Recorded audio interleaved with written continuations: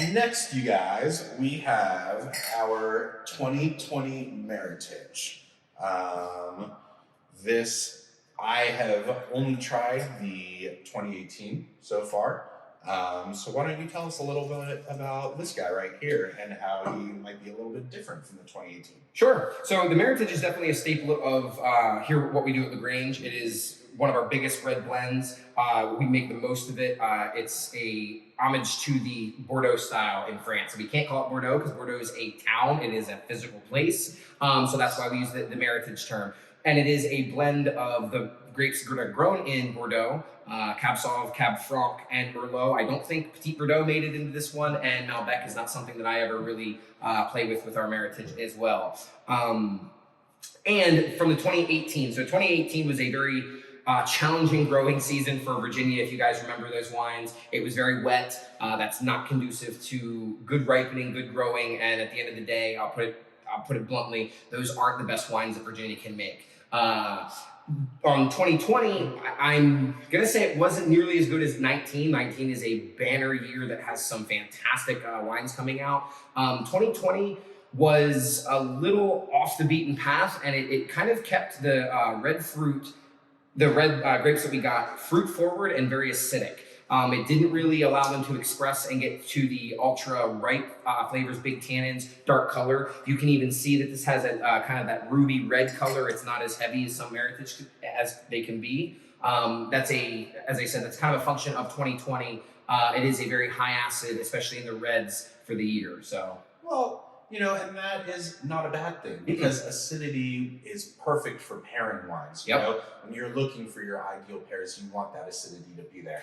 And so I agree. I think this is also an example of how when you farm, it's not going to be consistent every year. And if you have wines that are the same every year, then you know that something's being done to adjust it every time. And in this sense, I feel like you're really letting the growing season speak for itself as well. As a Virginia winemaker, I totally do. It's one of the reasons that I am in Virginia and I'm not working somewhere like California or a more established wine region, I'll put it that way. I think there's a lot of room to grow, and the Virginia terroir hasn't been set in stone, so we can play with it a little bit. And actually, consistency, that you brought that up, is one of my favorite words for wine, because what does it mean? Does the wine taste the same every year? Does it mean it's good wine? How do you make a consistent wine dealing with inconsistent weather patterns and years? To me, it's how we embrace that. And yes, I don't want the wine to taste the same every year, but I do want to consistently make it as best as we can, if that makes sense. It does.